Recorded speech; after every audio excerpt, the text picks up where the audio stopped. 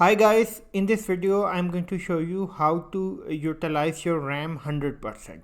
So now let me just go to the search bar and type about your,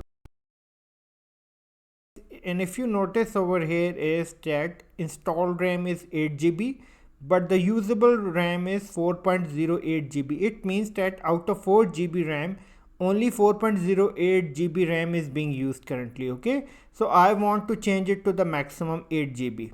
So now what I need to do next is that I need to just go to the system configuration. In the search bar I will type system configuration and I will click this, and then I will go to the boot. Right now I have selected this Windows 10, okay, my operating system.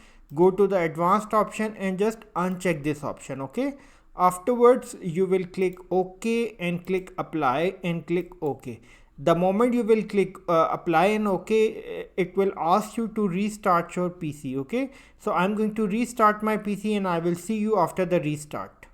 So I've just restarted my computer. Now I'm going to check my RAM. So go to about your PC again, go to about your PC, and if you look at the installed RAM, it is 8 GB, fully usable, 100% usable. Okay, I hope you have gone through the process. In the end, I would request you to please subscribe, like and share.